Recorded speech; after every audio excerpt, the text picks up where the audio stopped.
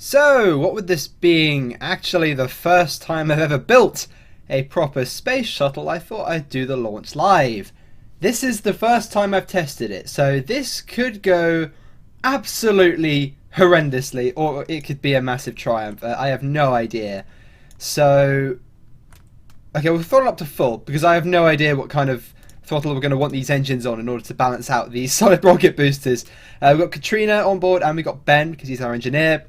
We've got some supplies on board because I think we're going to be using this to probably bring down those old Atlas relays. We've got some explosives on board as well. That could be fun in future. But yeah, just a bunch of basic supplies because I have no idea what's going to go wrong on this mission. But yeah, without any further ado, let's launch this thing. Whoa! Okay, that's a bit too much throttle on those engines. Let's bring it back a little bit. Ah! It's flying! Check it out! Whoa! It's actually flying, guys! This is the first time I've tested it. I just threw this together. I say threw this together, I spent about 45 minutes on it. Oh, hello. Tilting over a bit too much there. Holy crap! Did not expect that to fly so well. Ah, we need to throttle up now. Maybe not quite that much. Yeah. Okay, so yeah, I have built space shuttles before, but they've always just been on top of the rockets, kind of like how the space shuttle was originally envisioned by NASA. I've never built one with it on the side before. I mean, this is made a lot easier by these vector engines. I think without them, this would almost certainly have just exploded after 2 seconds of flight. But wow! I'm surprised that this is flying at all. Hell to the fricking yes! This is awesome. Oh, we need to keep an eye on how much fuel this thing has, because then we need to decouple it. Maybe we didn't have a big enough external tank. I would have liked to have had more, but I didn't have any 3.75 meter parts. I only have 2.5 meters. So let's cozy on down, and then we'll have a look at our orbital information. Okay, cool. And now we can decouple this, right? Yep, we can. Goodbye, external tank. What the hell is our orbit information? Okay, so we took a bit of a steep trajectory. But hey, let's see if we can actually get this into orbit. If we can't, it's not the end of the world. I mean, we've only got like $1 billion space telescope in our cargo, but that's fine. To be honest, that's about the orbit we want the telescope at anyway, so it's not a huge problemo. We are just going to use the RCS to... Ah, wrong way. To try and move away from the fuel tank. Probably should have put some RCS ports down here. Note to self, put some more RCS ports on this damn thing. Oh, we've already got them in the cockpit. Okay, so these modules really should have gone at the back. Okay, good to know. Right, so, didn't give ourselves much time to think there. We got into orbit in like 3 minutes. But yeah, we don't have proper action groups yet, so we're just going to shut down these engines manually. There we go, and then activate our orbital maneuvering engines, which are these engines here. Just to make things look a little better. Hello, look at these. Look at all the control surfaces go. Right, we're just going to flip ourselves around, and we're going to fly this way. We're in space now. Okay, how long is this burn going to take? I have no idea. Hello. Okay, so these engines aren't pointing through the center of mass. That is a problem that I should have addressed. But I think we're just going to try and keep it on course with the RCS. We might have to sort of keep them at a lowish throttle, though. We do have to keep them at a lowish throttle. Yeah, that's a big design flaw. A big design flaw. Okay, well, we're going to try and start doing this maneuver, but it looks like... Yeah, I'm glad that we brought a lot of RCS on this. I knew that this this mission would be a little crazy to control, so that's why I brought a lot of RCS with us. We've got this much fuel, which should hopefully be enough to get us into orbit. I don't know, as I said, we probably should have had a bigger external tank, but yeah. Okie dokie. Well, you know, as first ever flights of space shuttles go, this hasn't been that bad. Can I just tell it to try and keep it on the prograde marker? I can just do that. Okay, it's trying its best. Go, Katrina, come on, you can keep control of the spacecraft. There we go, that stops me having to struggle. Maybe we can fill up a bit. Bit more. Ooh, we're right on the edge there. We're using quite a lot of RCS to keep this under control, but it's working quite well. Let's have a look at the orbit. Okay. We're alright. Yeah, I don't think we're going to get into orbit, though. Not with the amount of fuel we have. Still, though, it's been quite fun. It's been quite fun, I'm not going to lie. This is quite a small space shuttle, to be honest. Like, a lot of the space shuttles you see people building are like using the Mark III parts and stuff, but we only had a small payload, and we're only using this for building a little bit of infrastructure and stuff in orbit. And I wanted to start small, you know. But yeah, I don't think we're going to quite have the fuel to make orbit here, which isn't surprising. It is a first test. Let's actually see if we can get this thing down to the ground. And we still have the payload in here. I'll show you guys the payload. As you see, it's a space telescope. We've got some supplies there as well. But yeah, we've got this lovely space telescope. But you know what? That's a good test for it. Let's see if we can if we can land this thing with the space telescope still inside. Yeah, because orbit, not a thing that's happening, I don't think. Methinks we were sort of burning towards the ground there. Let's not burn towards the ground. That probably wouldn't help the situation. Come on. That's because we got it on... yeah, I really wish Katrina would level up so we can give her the thing that lets her focus on the maneuver node. That would be helpful. Yeah, so to be fair, we were close-ish. I think with a larger external tank, we could do it. I really wish we had a 3 a much bigger, wider external tank, but I think we're just going to have to make a much taller one.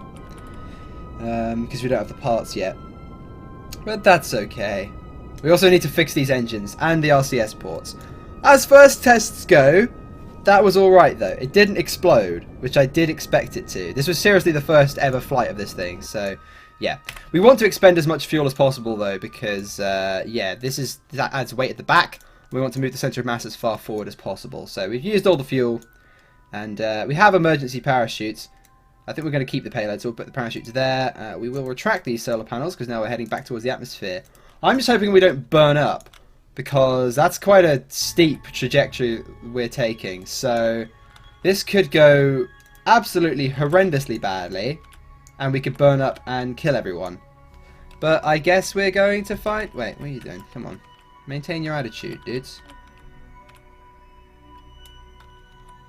We'll try and keep a high angle of attack, just to try and soften the impact on the atmosphere. It's probably not going to do much, but we'll try. Here we go. Okay. So we've got a really strong reaction wheel here, and we've got our RCS ports. So hopefully we can keep the attitude this ridiculously aggressive. We might lose some wings and stuff though, hence the emergency parachutes being protected right on the top of the spacecraft. Come on, ceramic tiling, don't do a Columbia on me, please. Prove your worth. Right, yeah, we're accelerating. Let's, I'm really scared to time warp. Even the cockpit's already starting to heat up. Come on, ceramic tiling, you're better than that. We are plummeting through the atmosphere though, like a brick. Come on, Delta Wings. Yeah, this is just way too aggressive. Way too aggressive a trajectory. I don't see this going well. But we're maintaining our angle of attack. We're still in the upper atmosphere. But, hey, we're losing a lot of speed. It is starting to work. As long as we're going to lose a lot of speed before we enter the lower atmosphere, I think we might be alright. This is really nerve-wracking. I don't want to lose this spacecraft on its maiden flight. And that cockpit is heating up a lot. But there's not really much we can do about it. We just have to try and wait this out. I hope we lose enough velocity that we don't cook ourselves. I think this is alright. No, we're okay. No, we've lost about a kilometre per second. We're cruising. We're heading into some pretty thick atmosphere, but I'm surprised this thing's maintaining its attitude so well. This is a pretty good flying machine, pretty good glider. Wow, nicely done. Nicely done, spacecraft. I'm surprised at that. That was a much more aggressive trajectory than we'd ever use returning from orbit, although we would be going faster returning from orbit, of course. Damn. I am surprised. I am very, very surprised. Right, let's glide ourselves down to the ground, shall we? Okay, so we didn't get into orbit, but we found quite a few, quite a few design flaws. But the spacecraft's performed a lot better than I thought it would, all things considered. So yeah, not a bad first test at all, methinks. We'll shut down these engines, not that they have any fuel anyway. There we go. Okie dokie, and we'll see how well we can land this thing. Did our landing gear survive re-entry? Yeah, they did. Landing gear's fine. Okay. Cool, considering we've got 120% re-entry heating, I didn't expect that to actually survive that. So, you know, pretty cool. Pretty cool. Let's try and glide ourselves down to the ground now then. And let's just cruise. Probably due to these massive control surfaces we have. I was aware that, you know, we're going to need a lot of control on this thing, hence the ridiculous amount of reaction control thrusters and these huge control surfaces here. That's probably what allowed us to maintain our attitude.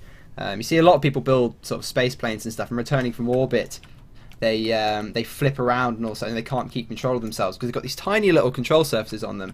You really need to have a lot of control over your spacecraft. You know, the crazy gimbal we have on these engines. Now remember that this thing's got no form of propulsion anymore. It's completely out of fuel, so we're just relying entirely on its glide characteristics.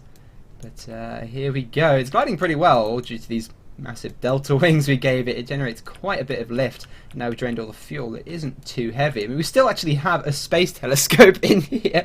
Maybe we shouldn't have loaded the space telescope for the first launch, but hey, you know what you're going to do. We'll lower our landing gear. Our lovely new landing gear, which gives us quite a bit of ground clearance, and we'll try and lower ourselves towards the ground. Not the flattest of ground, but hey, it could be a lot worse. We could have landed in the highlands. That would have been a disaster. Right, here we go. Lining her up. Bled off a decent amount of speed. We're coming up to a hill, so I kind of want to get us on the ground as sooner rather than later. Here we go, here we go, here we go. Landing on an incline. And... oh! Okay, that was bad. That was bad. Okay, so we lost a control surface. We lost a control surface, but I think we can fix it. Probably we should have pulled the parachutes at the last second there. Pull the parachutes! Whoa! Whoa! Okay, so that was a bit of a rodeo of a landing. We hit the ground a bit hard there, and our suspension kind of bounced us back into the air. But any landing you walk away from, as they say. So we make some improvements to Horizon, and after a slightly shaky launch, we're still trying to gauge just how much thrust we want those engines on at launch. We send it up for a second time, once again with the Kerbal Space Telescope in the cargo bay, except this time we're not going to be carrying it back down to the surface, we're actually going to be taking it on up into orbit. Now, as I said, I haven't actually built a proper space shuttle before, so I'm still trying to get the sort of flight plan down to try and find the most efficient way of doing things, but this time we don't take anywhere near as steep a trajectory, and as such we actually get ourselves a lot of lateral velocity before the main engines burn out and we decouple the exterior tank. The exterior tank does sort of graze along the ceramic tiles. Hopefully that won't induce a bit of a Columbia accident sort of thing. That would not be particularly good if it did damage those ceramic tiles, but thankfully it's all fine. The engines, now our orbital maneuvering system, firing through our center of mass, so they're not trying to turn us all the time. As such, we're not using a ridiculous amount of RCS and firing them at a lower throttle. It does mean that we have to sort of tilt the nose of the spacecraft when we fire the engines, so we need to actually be firing our engines when we're 20 degrees above where we want to actually be travelling, because of course the engines aren't firing along where we're actually pointing. But it's not too much trouble, I figure out. It's about 20 degrees up we have to point, and sure enough we get ourselves into orbit, getting 40,000 from our large-scale launches strategy. So then all we have to do is get ourselves into a higher orbit, because the Space Telescope actually needs to be above 200 kilometers to work. I didn't know this. I just thought, let's put it in a higher orbit because it makes a lot more sense, and we also need to use all of the fuel in the spacecraft before we head back into the atmosphere. Otherwise it's going to have a center of mass way too near the back, and it's going to be really unstable. So I just thought I'd put it up into a 150 kilometer orbit. Yeah, it needs 200 kilometers. It doesn't say this in the documentation, okay? It doesn't say it in the description of the part. I had no idea, so it's not my fault. I only figured it out when I actually tested the telescope. We actually run out of fuel here, but we've got plenty of monopropellant left, so we just use it to propel ourselves up to 200 kilometers. So, after burning a bit of monopropellant, we are finally in our desired orbit. So what we're going to do, just maneuver the spacecraft around like so. Recharge our batteries with the solar panels. And let's open this cargo bay. I know you caught a glimpse of it on the test flight, but here it is in all of its glory. I'm going to quick save here. I did set the force of this separator to be very, very low. But there's still a slight danger it might smash into the back of the cargo bay. But let's try this. Nope. Perfect. It's just going to float right on out. So we're just going to activate our RCS and let it free. Look at that. The Kerbol Space Telescope. I just came up with that on the fly, but I think we're going to call it that. I know it's generic, but hey, you can't go wrong with Kerbol Space Telescope, can you? All right, let's call it that. Kerbol Space Telescope.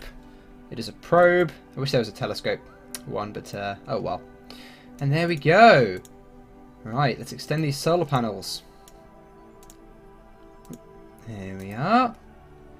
And we will extend the antenna. We'll also activate its RCS thrusters and just move away from the separator. Look at that!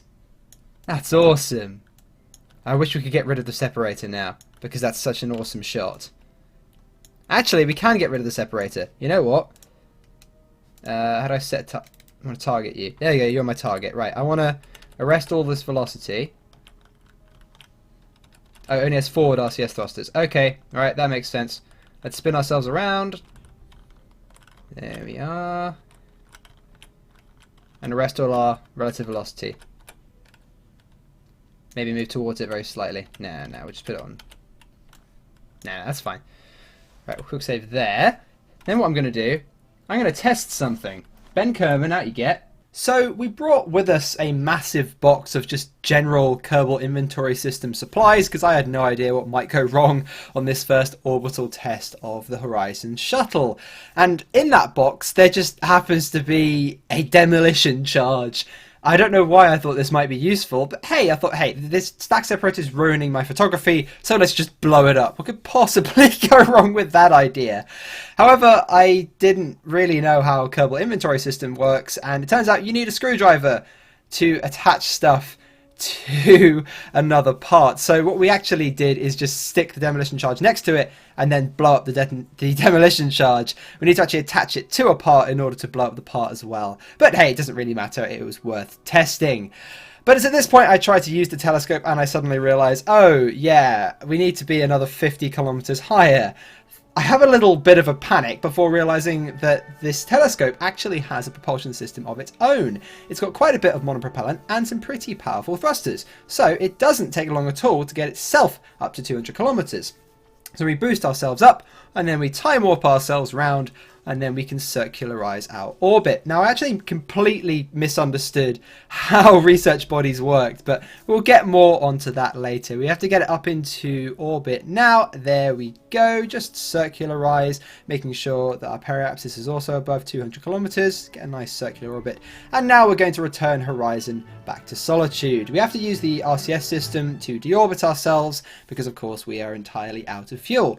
However, in our first test of Horizon, we still had the payload left in the cargo bay, and the payload was at the front of the cargo bay, so that moved our center of mass towards the front of the spacecraft, and that makes the spacecraft stable while re-entering. If you have the center of mass near the back of the spacecraft, it's going to be really, really unstable. You want to have the center of mass as close to the front of the direction of travel as possible. That's why we leave fuel at the bottom of our reusable rocket, so that the engines face first. But since there's no fuel left in this thing and no payload in it, most of the weight is down where the engines are. So this thing wants to go engines first, and despite my efforts to keep it stable, yeah, we flip around and we start losing control. As I said, the main reason we managed to keep control last time was because the payload was there and we were also going a lot slower. This time we are descending from 150 kilometers altitude and from orbital velocity. Thankfully, the heat shielding on this thing is actually pretty tough. So even though we end up just tumbling through the atmosphere completely out of control, like a mad thing, just flipping arse over end through the atmosphere, we do manage to slow down and we don't, thankfully, burn up. Unfortunately though, this thing is just completely uncontrollable in the atmosphere now. I think the center of lift is in front of the center of mass, so there's just no way we can possibly get control of this thing. Thank God I put some emergency parachutes on this thing. I always put emergency parachutes on my new aircraft, or of course space planes, and yeah, it never hurts. Even if you think you're not going to need them, always put some parachutes on a spacecraft that's going to be returning back to Kerbin or Solitude or whatever planet pack you're in, because thankfully we managed to touch down, and surprisingly we don't damage the space shuttle. So back in orbit, I was actually trying to use the Space Telescope to research demise, but it turns out this is not a very sophisticated space telescope, and it can discover planets, but it can't research them. So it can discover that a planet is there, but once it's there, you can't research its orbital information and such until you get a more powerful telescope, or you start using contracts from the ground-based telescope, or you do, observations over time. However, while I was trying to take photos of demise, which used to be Eve, we actually get a photograph of Drizzen, which is what Drez used to be, because it happens to just be pretty much perfectly in line with demise. And it's at that point that I realised, oh yeah, we can't actually research things with this telescope, but we can discover new planets with us, saving us doing search the skies contracts. Again, those horrible contracts that cost loads of money and take hundreds of days to complete. So what I do now is just point the telescope at every single dot of light in the sky, and we start discovering planets. We start with Eltos, which is what Elu used to be, and we just keep taking pictures of things. Now, a lot of things are actually too far away for us to get pictures of, distant galaxies and stars, but we also managed to find ourselves Reaper, which is what Jewel used to be. So there we go, we've discovered a bunch of planets.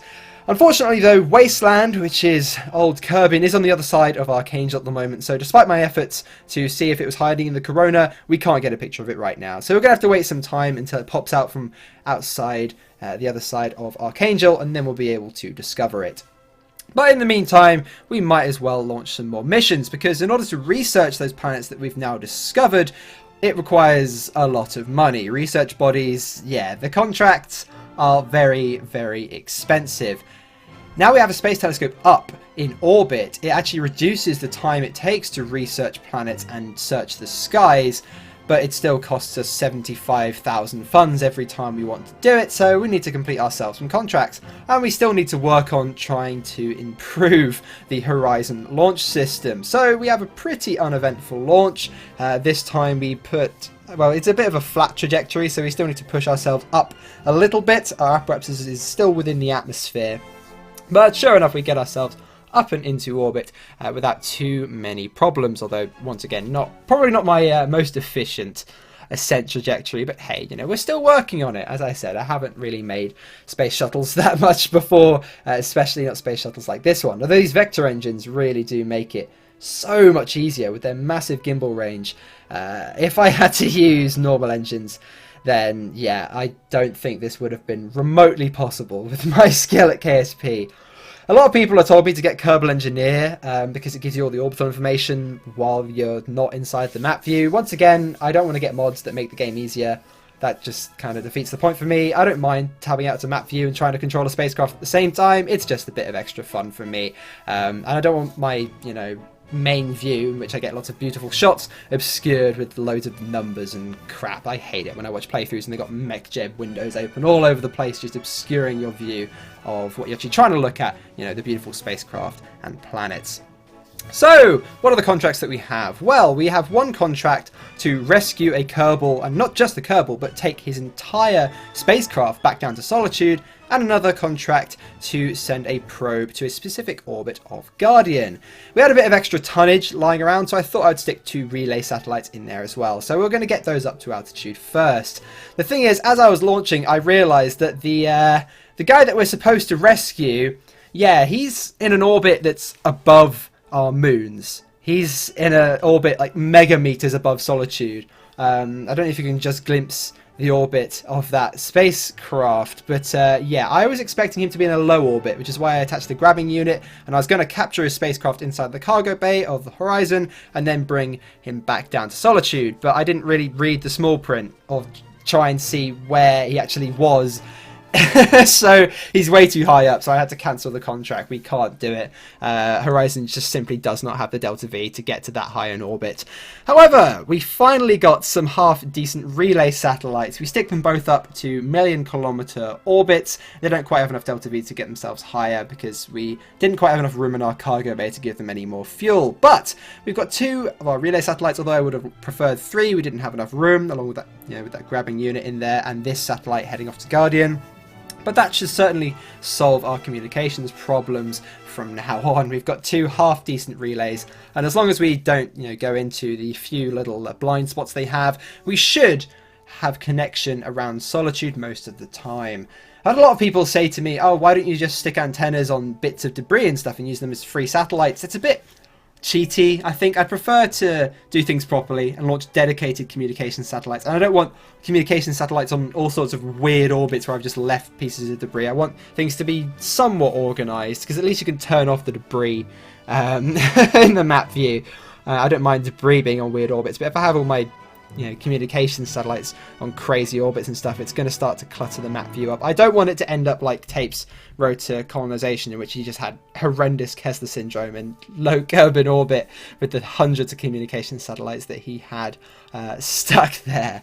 But anyway, we get ourselves out to Guardian without any real trouble. We probably should have shoved some better communications on this thing. We had a lot of spare fuel, but I didn't know how much Delta V this thing actually had, so we just stuck some bog standard direct communication antennas on there. And now we just need to bring Horizon back down to the surface. But this episode's running a little bit long, so we'll save that for the next episode, and I'll leave you in suspense as to whether we manage to re-enter safely or not. Thank you very much for watching, everyone. I've been the Beardy Penguin. I do hope you've enjoyed, and I'll see you all next time.